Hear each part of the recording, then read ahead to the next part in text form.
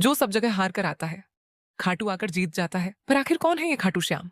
कैसे एक योद्धा का कटा हुआ शीश आज करोड़ों लोगों का भगवान बन गया? और इस मंदिर के पीछे की असली ऐतिहासिक कहानी क्या है? आइए चलते हैं खाटू श्याम जी मंदिर के इतिहास की उन परतों तक जहां आस्था और इतिहास एक दूसरे से मिलते हैं। इस कहानी की शुरुआत खाटू गांव से नहीं, महाभारत की रणभूमि से होती है। भीम और राक्षसी हिडिंबा के पुत्र घटोत्कच का एक बेटा था, बर्बरीक। बचपन से ही वह अद्भुत पराक्रमी, मायावी शक्तियों और अद्वितीय धनुर्विद्या का धनी था। शिव, देवी और अपने गुरुओं से ऐसे 3 बाण प्राप्त किए जो पूरी सेनाओं का पल भर में संहार कर सकते थे। एक बाण से ही महाभारत का निर्णय कर देने का दावा उसने किया था। कुरुक्षेत्र युद्ध से पहले बर्बरीक अपनी माता अहिलावती से अनुमति लेकर युद्ध देखने और उसमें भाग लेने को निकलता है। वह प्रतिज्ञा करता है कि वह सदैव हारने वाली पक्ष का साथ देगा, चाहे वह पांडव हो या कौरव। जब श्री कृष्ण को पता चला कि ऐसा योद्धा युद्ध में उतरने वाला है, तो उन्होंने ब्राह्मण का वेश धारण कर मार्ग में बर्बरीक को रोक लिया। उन्होंने बर्बरीक से उसके बाणों की शक्ति दिखाने को कहा। बर्बरीक ने एक ही बाण से पीपल के पेड़ की हर पत्ती में छेद कर दिया, यहाँ तक कि श्री कृष्ण के चरणों के नीचे छिपी पत्ती तक बाण पहुंच गया। इस प्रदर्शन ने यह साफ कर दिया कि अगर बर्बरीक युद्ध में उतरता तो जिसकी भी सेना कमजोर दिखती वह उसी का साथ देता और अंत में पूरा विनाश निश्चित था। श्री कृष्ण ने दान मांगने की अपनी परंपरा के अनुसार बर्बरीक से उसका शीश मांग लिया। बर्बरीक समझ गया कि यह कोई साधारण ब्राह्मण नहीं, स्वयं भगवान है। उसने उनसे अपने वास्तविक रूप में दर्शन देने की विनती की और जब श्री कृष्ण ने विराट रूप दिखाया तो बर्बरीक ने प्रसन्नता से अपना शीश स्वयं काटकर उनके चरणों में अर्पित कर दिया। इस महान बलिदान से प्रसन्न होकर श्री कृष्ण ने बर्बरीक के शीश को अमृत से सींचकर अमर कर दिया और उसे कुरुक्षेत्र की सबसे ऊंची जगह पर स्थापित कर दिया ताकि वह पूरा युद्ध देख सके। महाभारत युद्ध समाप्त होने के बाद पांडवों में यह विवाद उठता है कि इस विजय का असली श्रेय किसे है, अर्जुन को, भीम को या किसी और को। श्री कृष्ण सभी को बर्बरीक के अमर शीश के पास ले जाते हैं और उससे पूछते हैं, बताओ तुम्हारी दृष्टि में इस युद्ध को किसने जीता? बर्बरीक का उत्तर चौंकाने वाला था। उसने कहा कि उसे युद्ध के मैदान में न अर्जुन दिखे, न भीम, न कोई और योद्धा।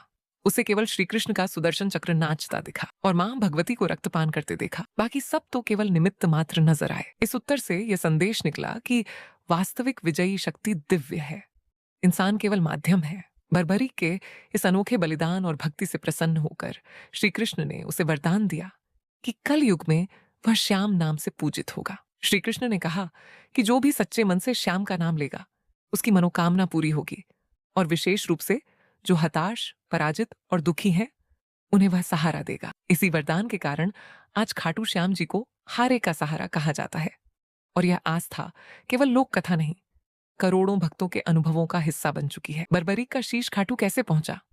महाभारत के बाद की कथाओं के अनुसार बर्बरीक का शीश पहले किसी पवित्र नदी में विसर्जित किया गया या बाद में किसी स्थान पर विलीन हुआ और समय के साथ राजस्थानी भूमि पर प्रकट होने की कथा सामने आती है।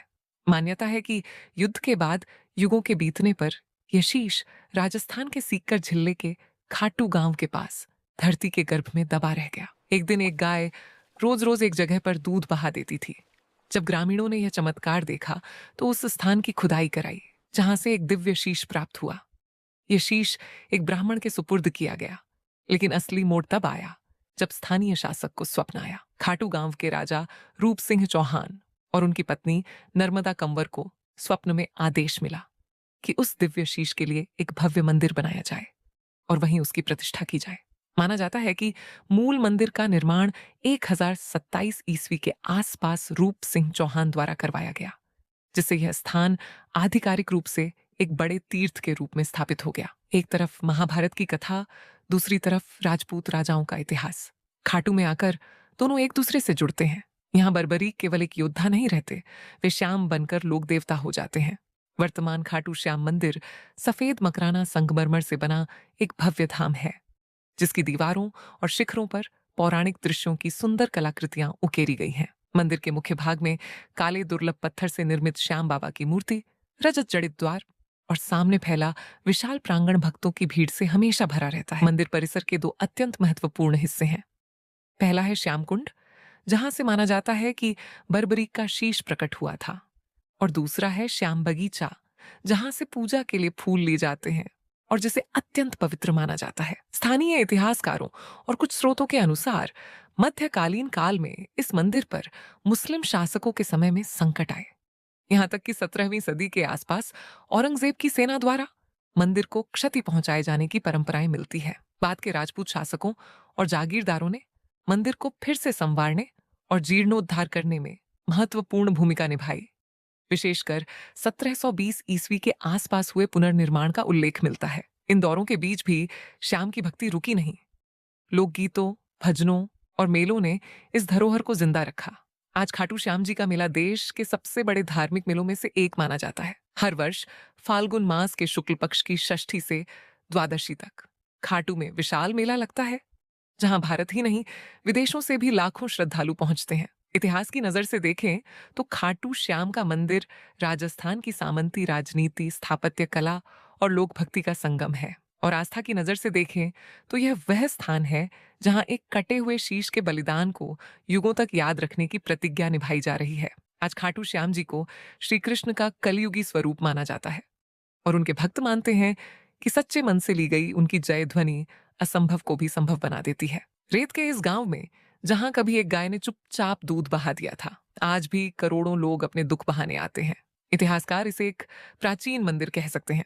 किंवदंती इसे बर्बरीक के शीश का धाम बताती है, लेकिन भक्तों के लिए यह सिर्फ एक ही बात है, हारे का सहारा बाबा खाटू श्याम हमारा।